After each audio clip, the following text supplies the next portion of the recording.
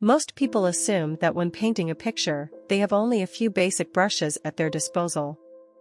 But the advanced artist knows there are many tools available to create their masterpiece, and they use each to their advantage.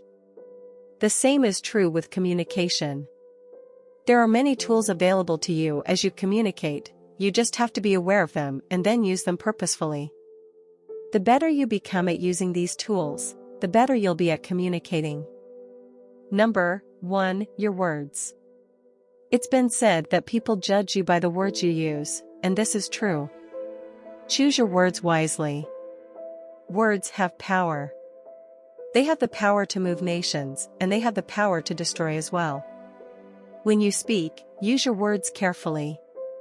Here are a few things to consider in regard to your words. Avoid using words that will cause the other person to think poorly of you. Slang is one example. Another is, of course, slurs of any type. Use words that communicate positive values. Use optimistic words, words of strength. Make sure they are understandable. Use words that are colorful and rich with meaning, as long as they can be understood by the listener. Number 2. Your vocabulary. An expanded vocabulary will set you apart. It enhances the communication process and draws others in.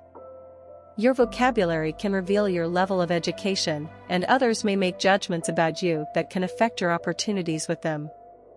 The best communicators will use an expanded vocabulary with more educated groups and a more basic vocabulary with less educated groups. Just as important as what you say is how you say it. What tone are you using? When you speak, are you monotone? Or do you fluctuate the tone of your voice, changing it up? This will naturally help people follow what you're saying. Changing the tone of your voice is a very effective way to draw people into your message. Imagine if a painter only used one color. We want lots of color and lots of tone. Along with the words you use and your tone of voice, consider your pace. Sometimes when you speak you may need to go slowly, and sometimes you may need to go very fast. The speed with which you speak will tell others certain things. A fast pace will communicate that you're excited about something. A slow pace usually communicates thoughtfulness or that you really want them to hear your point.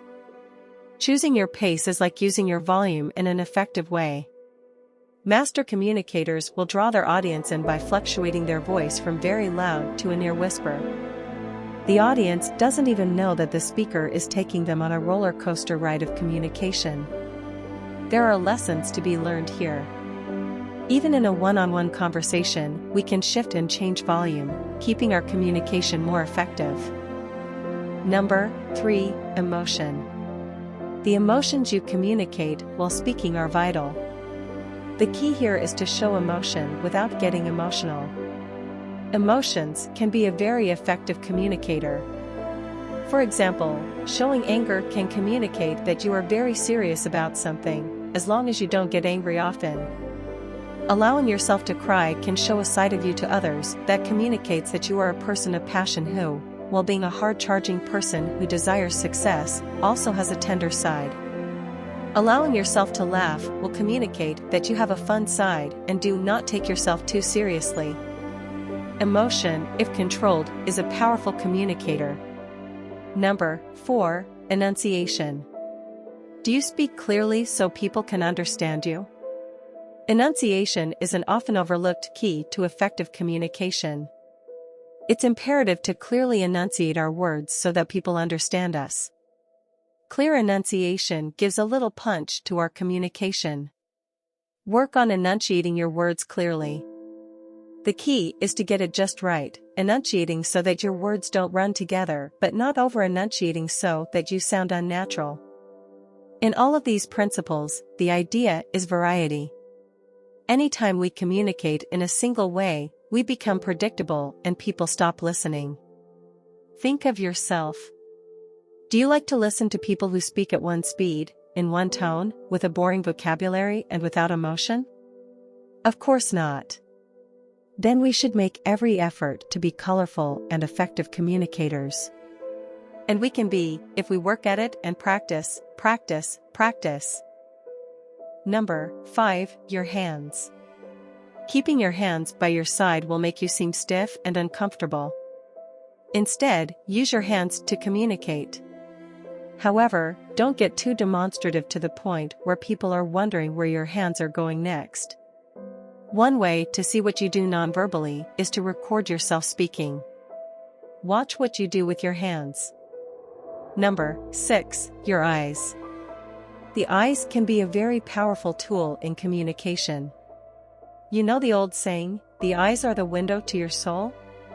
It's true. Think of what a mother communicates to her newborn when she gazes into their eyes, or what a couple says without words when they look into each other's eyes. The eyes speak volumes. Have you spoken with someone who is constantly looking around? What does that communicate? A lack of interest in what you have to say. When you speak to someone, look at them. Give them your attention with your eyes. Listen to them with your eyes. Communicate with them that they are important. Number 8, speaking position.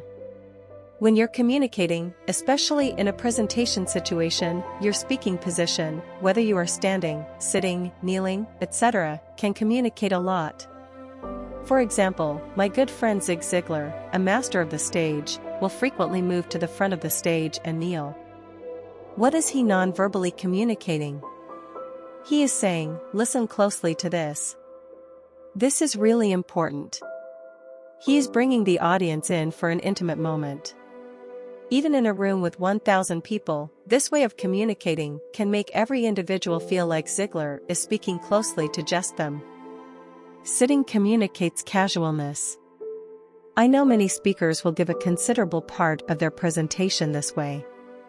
John C. Maxwell, another friend of mine, and a world-class leadership expert, gives quite a few of his speeches while sitting. His style is informative and casual, and it is effective.